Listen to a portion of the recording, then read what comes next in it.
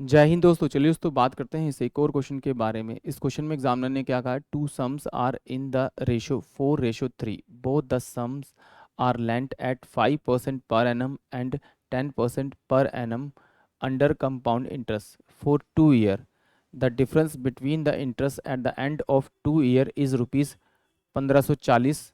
What was the sum lent at 10% per annum. यानी कि examiner ने क्या कहा, उसके पास दो अमाउंट थे, रेशियो में थे। मान लिया कि वो पहला वाला अमाउंट 40 रुपये था और दूसरे वाला अमाउंट कितना था, 30 रुपये था, क्योंकि रेशियो काटेंगे तो सेम वही अमाउंट आ जाएगा। अब एग्जामिनर कह रहा है कि इन दोनों को ना 2 साल के लिए कंपाउंड इंटरेस्ट पे चढ़ाया गया, बट दोनों का जो रेट ऑफ इंटरेस्ट है वो डिफरेंट है। पहले वाले कितना 5% है, दूसरे वाले कितना आपका 10% है।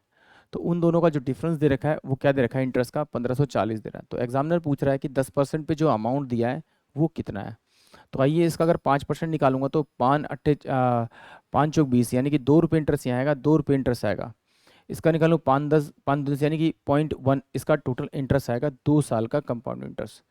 इसका निकालेंगे तो 10% के हिसाब से 3 रुपये आएगा, 3 रुपये यहाँ आएगा और 0.3 रुपीज़ आएगा।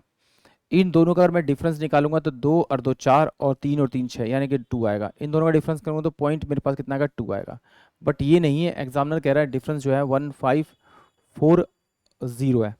तो ये इसको इस पॉइंट को मैं इधर भेजूंगा तो ये 0 हो जाएगा। तो 11 से मैं काटूंगा तो 11 दूनी 22 और 11 एकम 11 और 11 एकम 11, 11 चौक 44, यानी कि 1400। फिर 2 से काटूंगा तो कितना होगा, 700।